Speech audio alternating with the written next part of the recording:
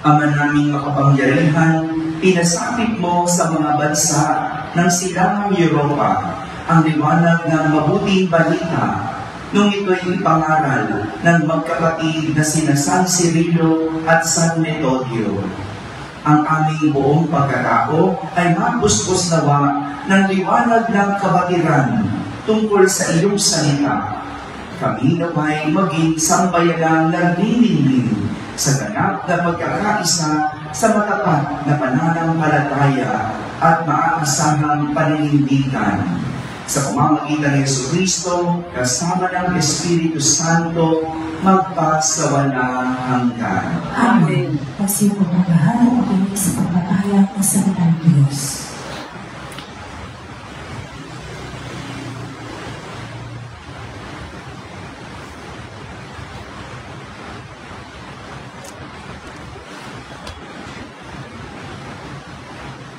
Pagbasa mula sa aklat ng Genesis. Ang ahas ang pinakatuso sa lahat ng hayop na nilikha ng Panginoon. Minsan, tinanong nito ang babae, totoo bang sinabi ng Diyos na huwag kang kakain ng anumang bungang kahoy sa halamanan?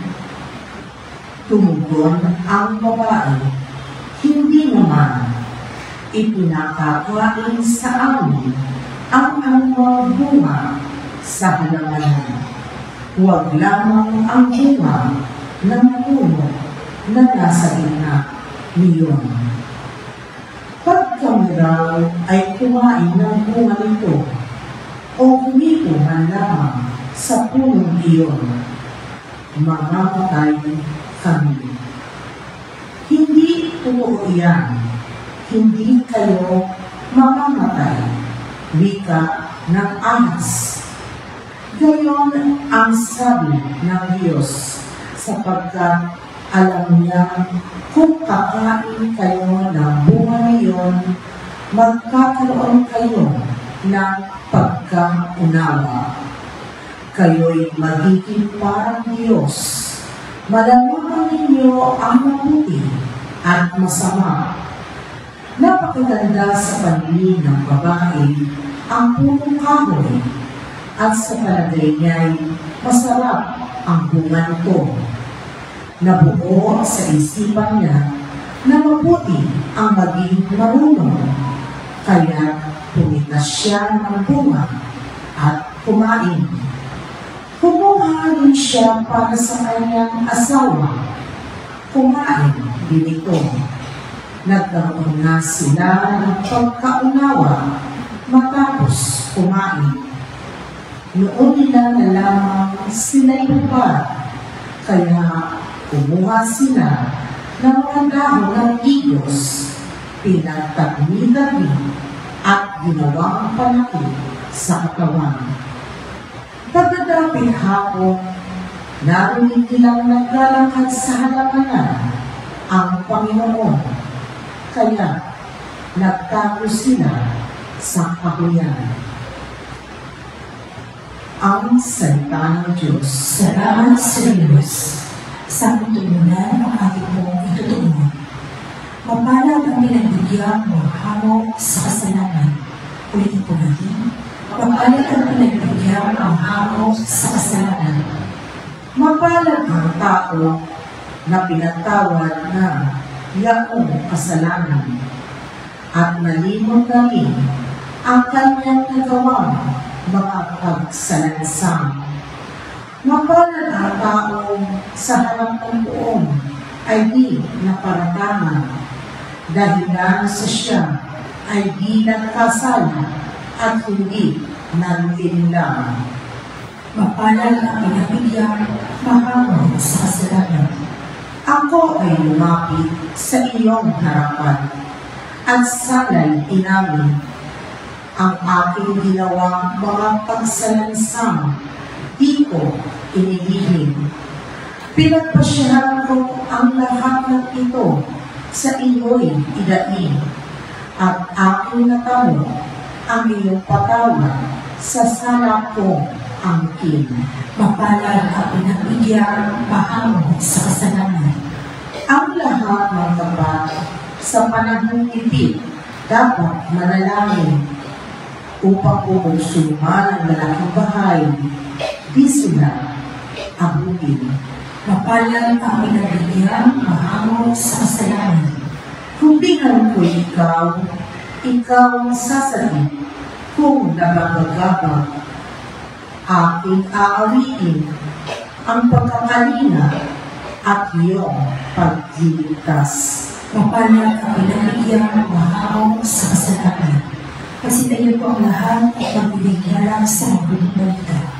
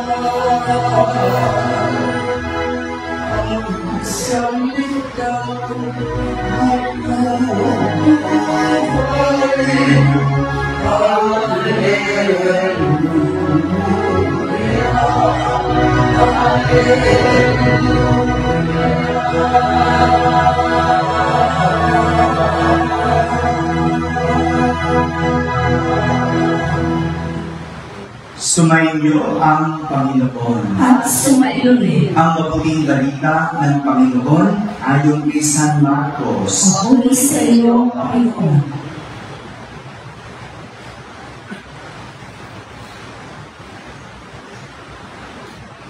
Noong panahong iyon, pagbabalik ni Jesus mula sa lupain ng Tiro, dumaan siya sa Sidon at nagtuloy sa lawa ng Galilea matapos tahakin ang lupain ng Decapolis. Dinala sa kanya ang isang lalaking bingi at utal at ipinamanhig nila na ipatong sa taong ito ang kanyang kamay. Inilayo muna siya ni Jesus sa karamihan at isinukot ang kanyang mga daliri sa mga tainga nito. Pagkatapos, lumura at hinipo ang dila nito. Tumingala si Jesus sa langit at nagbuntong hininga at sinabi sa mga tao, Ephata, ibig sabihin, mabuksan. At nakarinig na ito, nawala ang pagkautal at nakapagsalita na ng malinaw. Sinabi ni Jesus sa mga tao na huwag ibalita ito kanino man.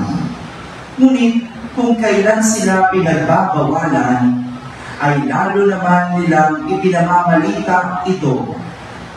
Sila'y lubhang nagkilalas at ang wika, anong buti ng lahat ng kanyang ginawa, nakarinig na ang bini at nakapagsasalita ang titing.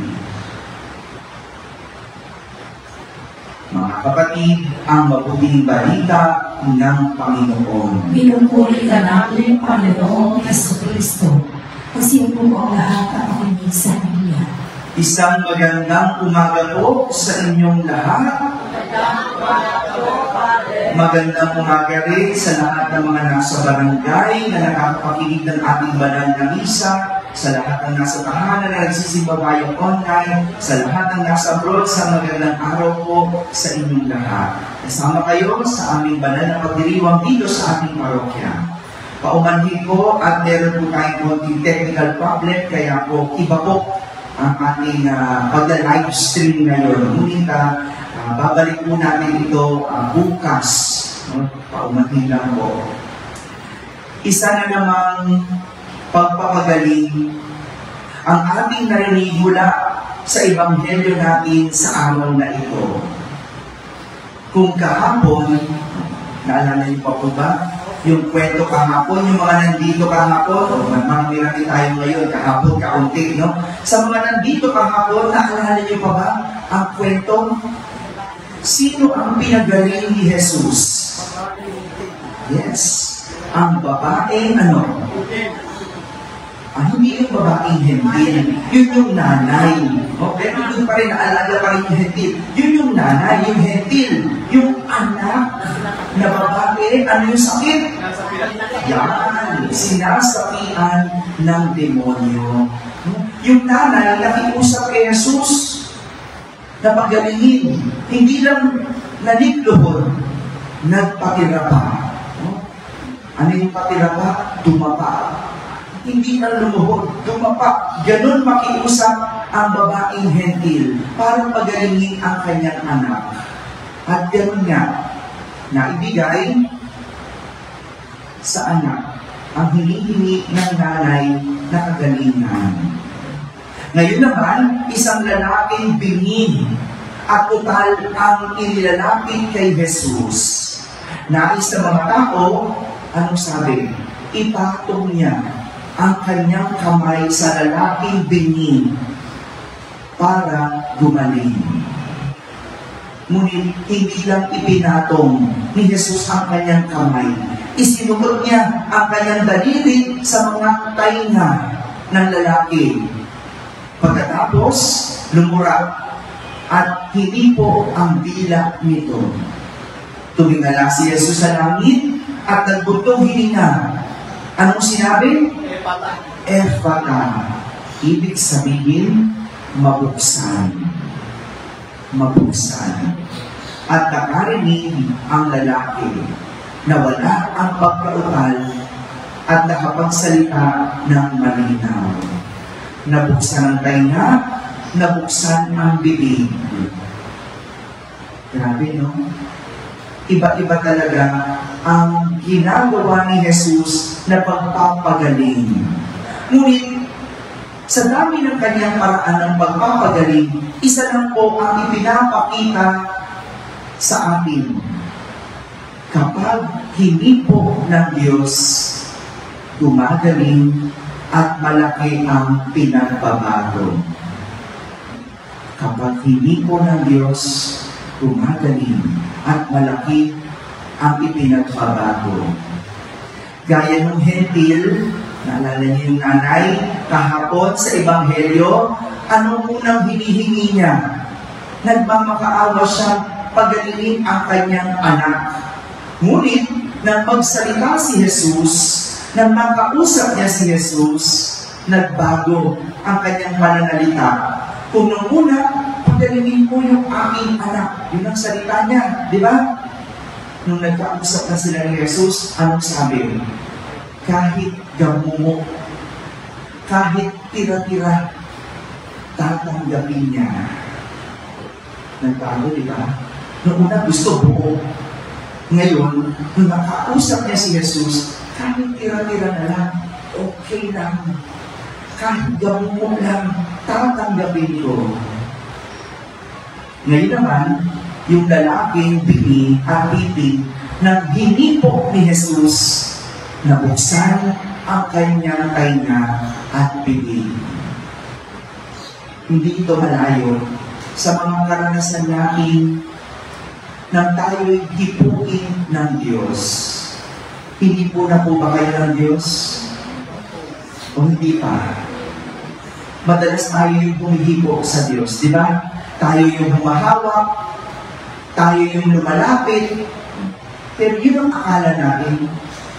Pero di natin alam, matagal ka na hinihipo ng Diyos. Baka lang manhid, kaya hindi makaramdam. Di ba? Lagi nga yung sinasabi ko, yung tungkol sa kalyo. Ano yung kalyo? Makapal na balat. Di ba? Kapag hindi po mo yung kalyo, nararamdaman mo ba yung sarili? Hindi. Kasi nagkalyo na. Kaya tingnan mo, ang isang taong laging pinangangaralan at hindi nagbabago, anong pwedeng tawag? nagkalyo. O yung wala, hindi na natatamaan. Ayaw makinig sa pangaral. Ano? Nagkalyo. Pero, hinihipo ba siya o hindi? Hinihipo. Hindi ka lang makaramdam. Pero, ito yung karanasan ng paghipog ng Diyos sa mga taong walang kalyo. Yung dating matigas ang puso at hindi makapagpatawad, pag hinipo yan ng Diyos, lalambot. Biglang makapagpapatawad. Di ba? Yung kailan ng Diyos. Yung dating mabisyo ng hipuin ng Diyos, o tingnan mo, biglang tinalikuran ang bisyo. Biglang tinalikuran ang bisyo. Pero meron iba, sabi lang naman nila to, yung pinipitik ng Diyos, narinig niyo na ba yun? Narinig niyo na ba yun? Minsan sinabi, sa Quiapo, sabi, mag-ingat ka sa ginagawa mo, baka pag pinitik ka ng Nazareno. Sa totoo lang, hindi totoo yun. Hindi totoong namimitik ang Diyos. Hindi totoong mananakit ang Diyos. Dahil kailanman hindi mananakit ang Diyos. Maaring may tinuturong aral, pero hindi yan para ikaw ay saktan. Yung iba, sabi nila, pinitik yan ng Nazareno kasi gumagawa ng kalokohan. Kaya tingnan mo, ayan, naghirap. May dati naman yung mga mayayabang, tingnan mo, pinitik ng Diyos, tingnan mo ngayon, may sakit. Hindi yan gawa ng Diyos. Hindi gawa ng Diyos na mapitik. Ang tinuturo, aral. Pinahihintulutan ng Diyos ang hirap, ang pagsubok, para tayo tumatago. Kung ikaw ay nagkasakit, hindi yan gawa ng Diyos. Gawa nino? Gawa mo. Yosi ka ng yosi. Kada umaga, yosi ka ng yosi. Sasabi ko doon sa ating lay minister ko, sitahin mo na yun, pagbawalan. Kasi ako naman na magkakasakit yan. Pagka naaamoy natin yung yosi, diba? Hindi yan gawa ng Diyos. Pero kung ikaw ay nagkasakit at hindi mo gawa, maaaring may tinuturo sa iyo. At yun ang tuklasin mo. Yan ay paghito ng Diyos. Diba yung iba? Kung kailan nagkasakit, saka ayan na, nagsisimba na siya. Nagbabago na siya. Kasi hinihipo ng Diyos. Ano mang bagay na nagdudulot sa akin para magbago? Paghipo ng Diyos. Ngayong araw na ito, pinagdiriwang natin ang araw ng mga puso. Yan, no? Gaya ni Jesus, kapag ang tao hinipo ng pag-ibig, tinamaan ni Cupido, malaki ang nagiging pagbabago. Totoo ba yun?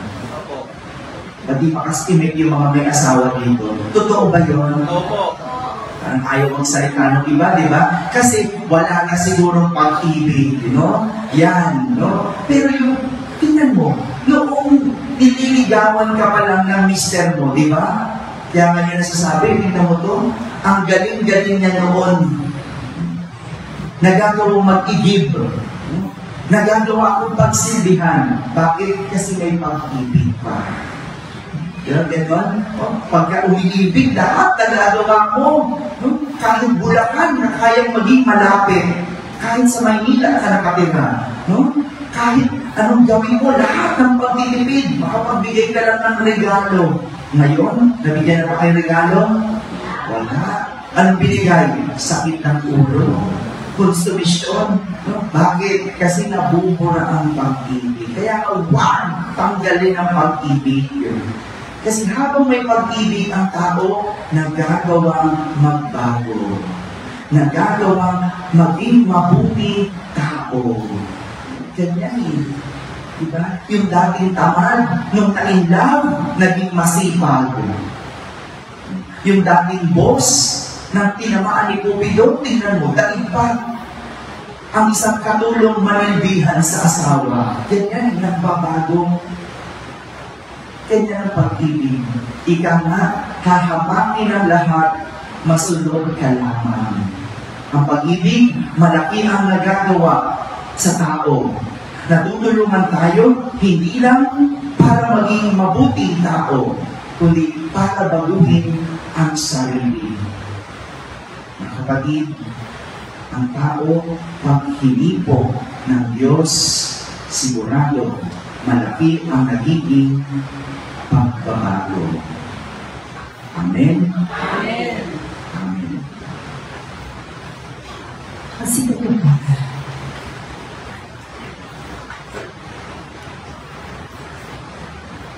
Natunghayan natin sa Ebanghelyo si Jesus na tumugon sa pangangailangan ng binhi. May pananalig tayong manalangin sa Diyos Ama upang tumugon din siya sa ating mga pangangailangan. Ating sabihin sa mga panalangin, Panginoon, pagalingin mo kami. Panginoon, pagalingin mo kami. Ang simbahan at ang kanyang mga miyembro, naway makinuha sa minsay ng pagpapagaling ng Ebanghelyo. Manalangin tayo sa Panginoon. Panginoon, pagalingin mo kami. Tayo naway makinuha sa mga pena at puso sa hinaing ng ating kapwa. Manalangin tayo sa Panginoon. Panginoon, pagalingin mo kami. Ating mga naring gamitin ang biyaya ng pagsasalita para ipahayag ang kalwalhatian ng Diyos. Manalangin tayo sa Panginoon. Panginoon, pagalingin mo kami. Ang mga nag-aalaga sa mga bini at mga kipid, naway magpalakas ang kanilang kalooban ng kabutihan loob ni Kristo. Manalangin tayo sa Panginoon. Panginoon, pagalingin mo kami. Ang mga pumalang na ang mga hinganawa sa kapayapaan at ang mga lumulumbay, naway mabigyang kasiyahan. Manalangin tayo sa Panginoon. Panginoon, pagalingin mo kami. Sa matahimikan, ating ilapit sa Diyos ang ating mga pansariling kahilingan.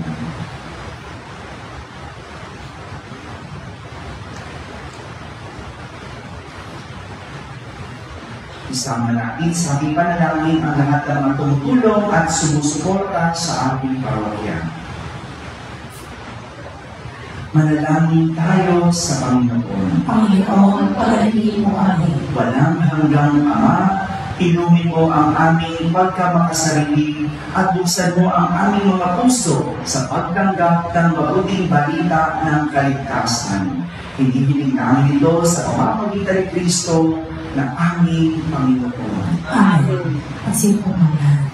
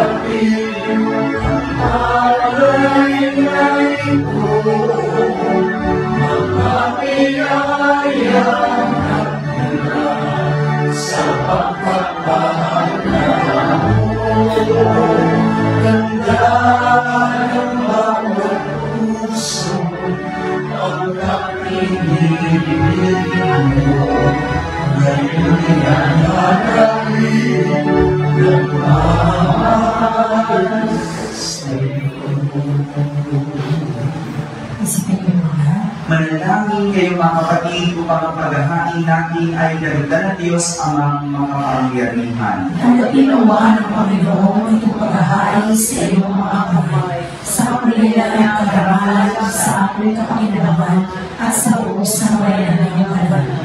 Ama namin lumikha, tangkilikin mo ang mga alay ng iyong bayan sa paghahain ngayon ni na San Cirilo at San Metodio ay ginugunita at pinararangalan upang ang mga ito ay malatapan ng iyong mga bigay sa pamamagitan ni Jesucristo kasama ng Espiritu Santo magpa sa walang hanggan. Amen. Sumainyo ang Panginoon. At sumayin din. Itaas sa Diyos ang inyong puso at diwa. Tinasam namin sa Panginoon. Salamatan natin ang Panginoong ating Diyos. Dapat na siya ay pasalamatan. Ang maraming mga pangyarihan, tunay niyang marapat na gaway aming pasalamatan sa pamamagitan ni Jesucristo na aming Panginoon. Ngayong sina San Metodio at San Cirilo ay pinararalan sa pamumuhay nilang totoong kuliran at pagiging maaasahan sa panunungkulan. Kaya si Jesucristo na maaasahan sa karapatan ay inihahayag sa pangangasiwa sa sambayanan. Ang malasakit ng mga ulirang tagapangasiwa noon ay nagpapatuloy magpahanggang ngayon sa mga panalangin kanilang iniuukol kaysa ng sambayanan mo dito ay nagtitipon. Kaya kaysa ng mga anghel na nagsisiawit ng papuri sa iyo nang walang humpay sa kalangitan, kami nagbubunyi sa iyong kadakilaan.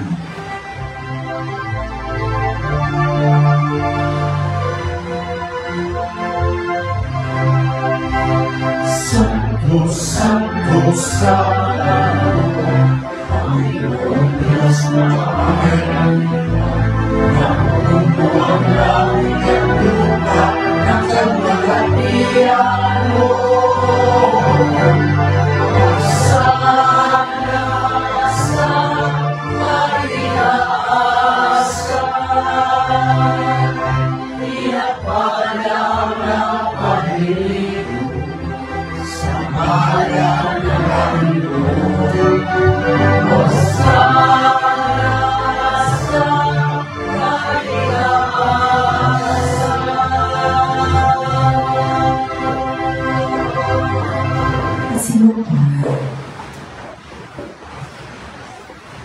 Ama naming banal, ikaw ang bukal ng tanang kabanalan. Kaya't sa pamamagitan ng iyong Espiritu ay gawin mong banal ang mga kaloob na ito upang para sa amin ay maging katawan at dugo ng aming Panginoong Jesucristo. Bago niya, pinag-iisang pusa loob na maging handog, hinawakan ng tinapay, pinasalamatan kanya, pinaghati-hati niya iyon, iniyabot sa kanyang mga alagad at sinabi, tanggapin ninyong lahat ito at kanin. Ito ang aking katawan na inihahandog para sa inyo.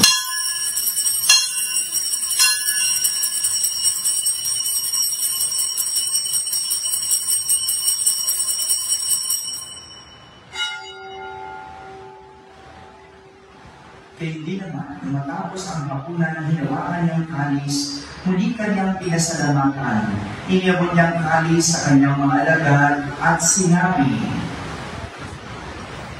tanggapin ninyong lahat ito at inumin. Ito ang kalis ng aking dugo, na bago at walang hanggang tipan. Ang aking dugo na ibubuhos para sa inyo at para sa lahat, sa ikapagpapatawad ng mga kasalanan. Kapilin ito sa pag-alaala sa akin.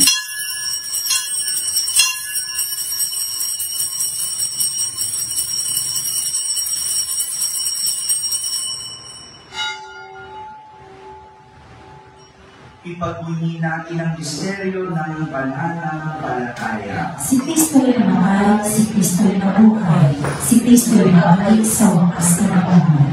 Ama, ginagawa namin ngayon ang pagkalaala sa pagkamatay at muling pagkabuhay ng iyong anak. Kaya tinaaklay namin sa iyo ang tinapay na nagbibigay buhay at ang kalis na nakakaloob ng kaligtasan. Kami nagpapasalamat dahil kami iyong hinarapan na tumayo sa harap mo para maglingkod sa iyo. Isinasamo namin kami magsasalo-salo sa katawan at tubo ni Kristo ay mabulod sa pagkakaisa sa pamamagitan ng Espiritu Santo. Ama, lingapin mo yung simbahang laganap sa buong daigdig. Puspusin mo kami sa pag-ibig kay San Francisco na aming Papa, ni Jose na aming Obispo at ng Kanang Kapalitan. Alalahanin mo rin ang mga kapatid namin na hilay na may pag-asang sila'y muling mabubuhay, kayo din ang lahat ng mga pumanaw. Kaawan mo sila patuloyin sa iyong kaliwanagan.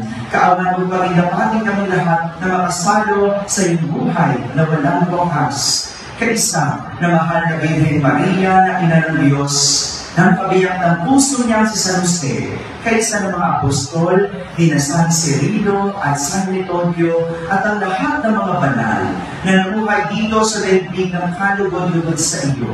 May pagdiwang na maraming ang pagpupuri sa karangal mo sa pamamagitan ng iyong anak na aming Panginoong Jesucristo.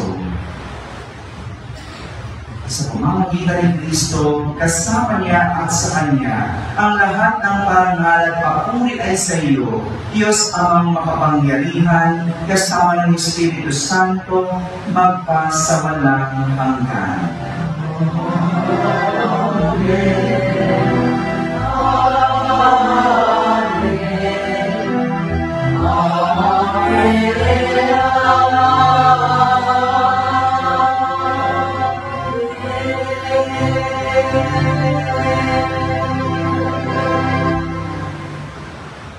Sa tagubilin ng mga nakakagaling na utos at turo ni Jesus na Panginoon natin at Diyos, ipahayag natin ng lakas loob.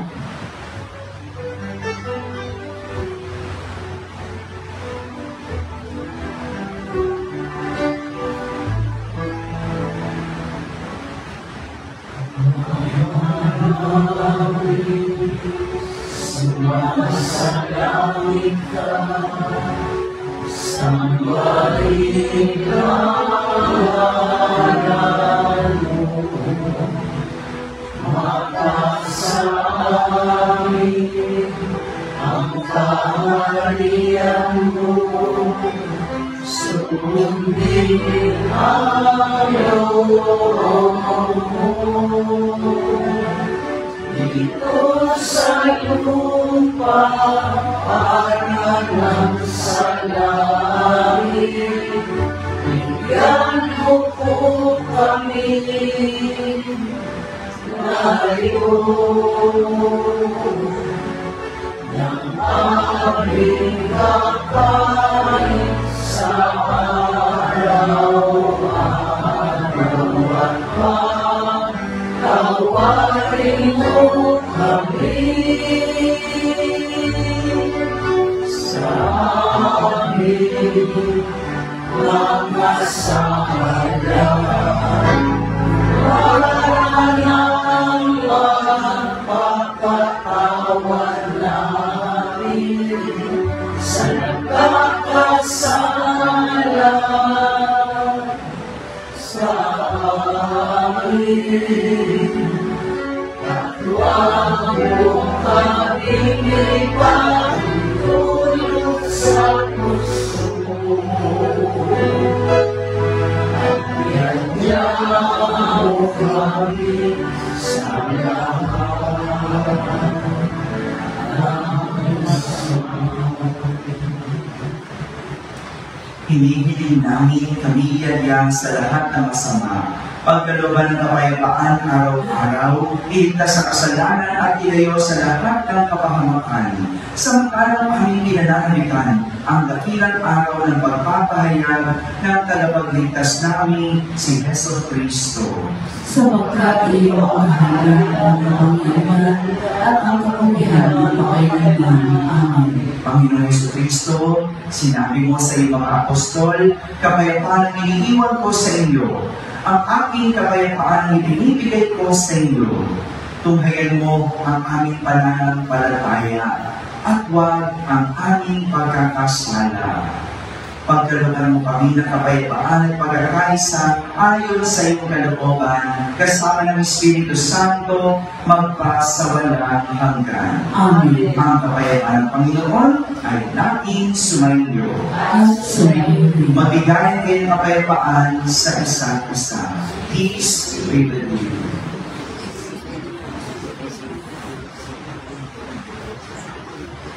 Kordero ng Diyos na nag-aalis ng mga kasalanan sa kalibutan, maawa ka sa amin. Kordero ng Diyos na nag-aalis ng mga kasalanan sa kalibutan, maawa ka sa amin. Kordero ng Diyos na nag-aalis ng mga kasalanan sa kalibutan, ipagkaloob sa amin ng kapayapaan. Magsunod ko ang lahat.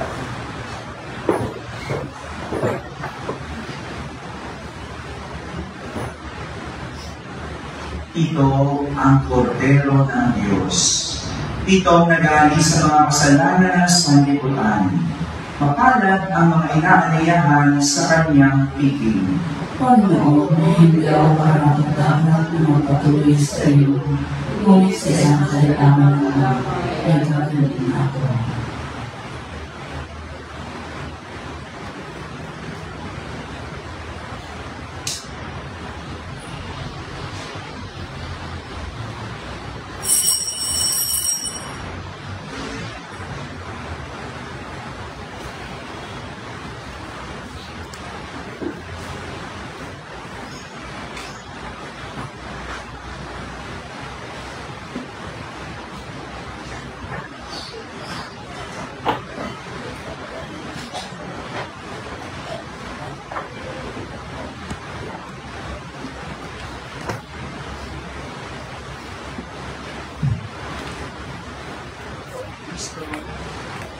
Ang katawan ni Kristo, ang katawan ni Kristo, ang katawan ni Kristo, ang katawan ni Kristo, ang katawan ni Kristo, ang katawan ni Kristo, ang katawan ni Kristo, ang katawan ni Kristo, ang katawan ni Kristo,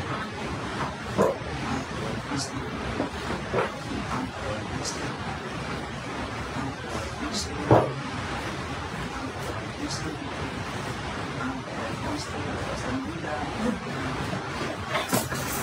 katawan ni Kristo.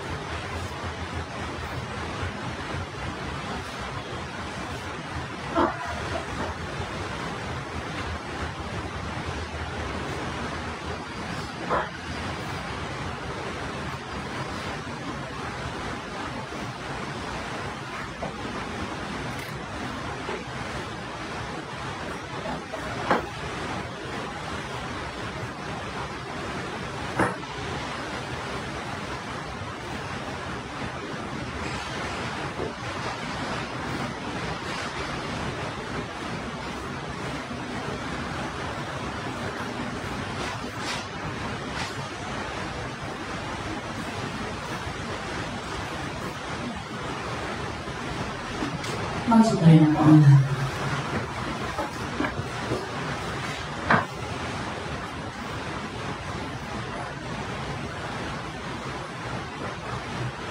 Manalangin tayo. Ama namin mapagmahal, kami naway bigyang gala ng banal na pakikinabang na iyong sinasan Cirilo at San Metodio ay pinararangalan sapagkat tinanggap namin ang mga kaloob mo sa pagdiriwang ng aming pagtanaw ng utang na loob sa mga nagpamana ng aming pananampalataya at sa pagpapahayag ng iyong kadakilaan sa piniling mga banal. sa pamamagitan ni Jesucristo, kasama ng Espiritu Santo, magpasawalang hanggan. Amen. Ang ating dasal, hipuin tayo ng Diyos. Hipuin tayo ng Diyos. Pero ang hamon, kapag hinipok ng Diyos, ephata, mabuksan, maging bukas. Dahil ang taong sarado, walang nagiging pagbabago. Mabuksan para magkaroon ng pagbabago. Ang taong sarado, kahit anong tingin mo, kahit anong hipo mo, walang magiging pagbabago. Pag hindi mo ng Diyos, ephata, mabuksan, maging bukas sa pagbabago.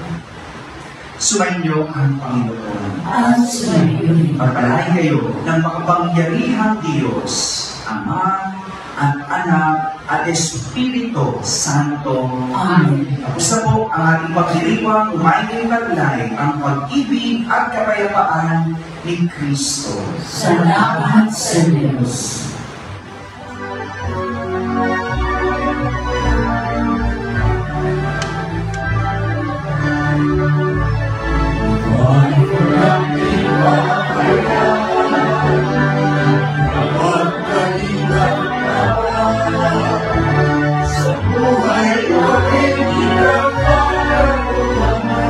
Magandang umaga, Happy Valentine's Day. God bless.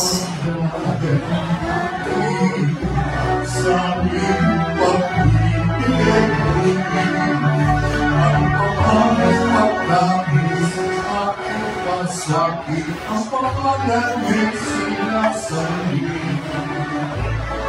Mahinang ikahaya, Pagkalinang sa buhay ay pinagkakaguhan ng kanyang